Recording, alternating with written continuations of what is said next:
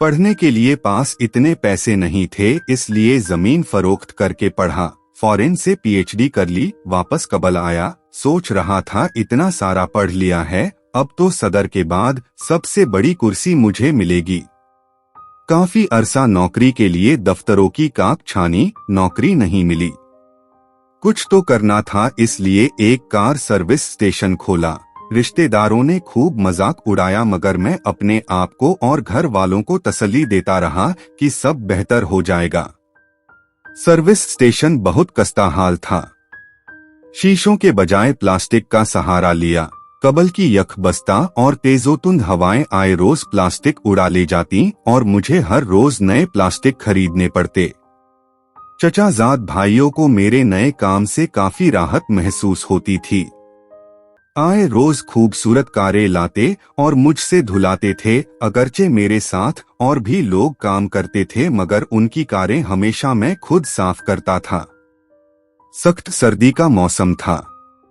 कबल की यख बस्ता हवाएं जिस्म के आर पार गुजरती थीं।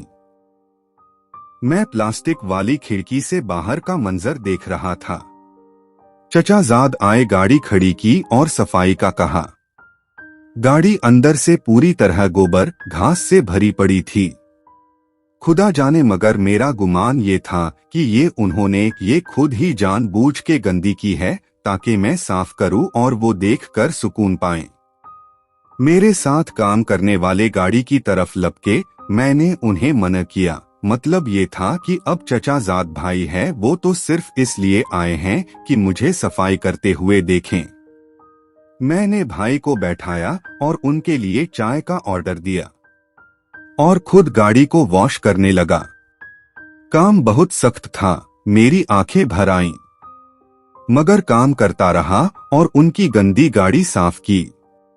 चचाजाद भाई चाय का कप हाथ में पकड़े बाहर आए और कहा, अच्छी तरह साफ करना।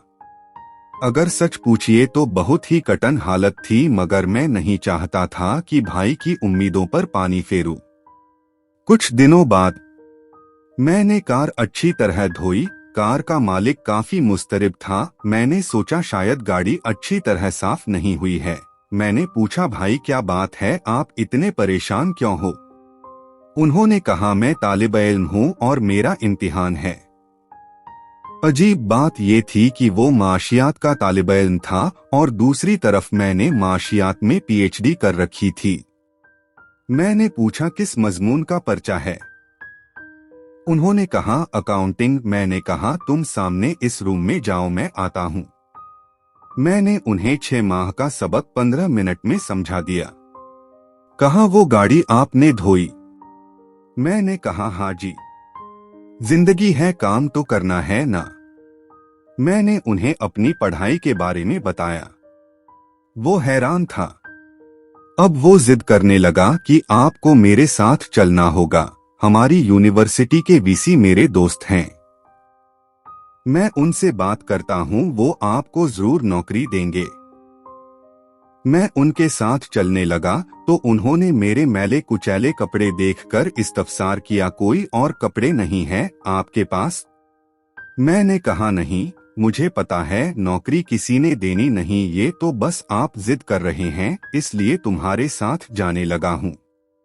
गीले कपड़े जेब तन किए हुए मैं वीसी ऑफिस के एक कोने में खड़ा हो गया। ऑफिस में कीमती फर्नीचर रखा हुआ था, मगर मेरा दिल नहीं कर रहा था कि इस पर बैठूं। वीसी मुझे मिस्त्री समझा। मैंने एक कपड़ा लिया, सोफे पर रखा और बैठ गया। तालिब-ए-इल्म ने मेरी कहानी उन्हें सुनाई। उन्होंने तमस्कुराना नजरों से मुझे घोरा। जान छुड़ाने की खातिर उन्होंने कहा, तुम डेमो के लिए तैयारी करो, हम तुम्हें कॉल करेंगे। मैंने कहा, मैं अभी भी डेमो के लिए तैयार हूँ। उन्हें मेरा ये अंदाज अच्छा नहीं लगा, मगर फिर भी उन्होंने फोन उठाया। सब टीचर्स को इस क्लासरूम में बुलाओ, कहो डेमो है। उन्होंने मुझे एक मार्कर पकड़ाया, मैंने 2 मार्कर और मांगे। क्लास पूरी तरह भरी थी। मैंने सलाम किया। मेरे कपड़े देखकर तमाम तलबा मुस्कुरा रहे थे। हुक्म हुआ, आप डेमो शुरू करें। मैंने कहा, किस मौजू पर लेक्चर दूं? कहा आपकी मर्जी। मैंने माशियात के 10 मौजुआत बोर्ड पर लिखे। मेरी खूबसूरत लिखाई बोर्ड पर काफी भली दिखाई दे रही थी। मैंने कहा इसमें कौन से मौजू पर बात करूं। उन्होंने दूसरे नंबर वाला टॉपिक चुना। मैंने इस मौजू को मजीद क्लासिफाई किया। फिर उनकी तरफ देखकर कहा अब इनमें कौन सा मौजू ठीक रहेगा। पूरा बोर्ड भर दिया। 2 साथ जोड़े हुए बोर्ड भर गए। अचानक तालियां बजने लगीं। मैंने मुड़ के पीछे देखा, पूरी क्लास खड़ी थी और तालियां बजा रही थी और उनके सामने मैं मैले कपड़ों में खड़ा था। वीसी ने कहा, हाँ भाई बताओ कितनी तनख्वाह लोगे।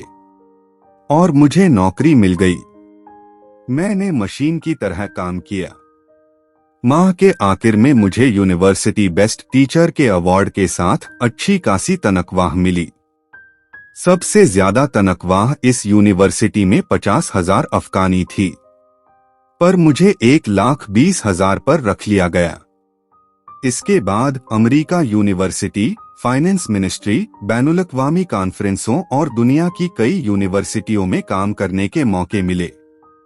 मेरी सर्विस स्टेशन का 1 साल कॉन्ट्रैक्ट अभी खत्म नहीं हुआ था और मैंने 30 मुमालिक देख लिए।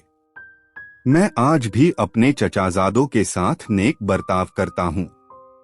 वो भी मेरा बहुत एहतराम करते हैं और नाम के साथ साहब जरूर कहते हैं। मैं खुदा से खुश हूँ। जिंदगी के सामने कभी हथियार मत डालें। जिंदगी के बहुत सारे जेहत हैं, हमेशा आने वाले कल के लिए पुरोउम्मीद रहें। कभी कोई काम करते हुए शर्माते नहीं। जिंदगी में कोई काम छोटा और बड़ा नहीं होता, अलबत्ता काम के तरीके छोटे और बड़े जरूर होते हैं।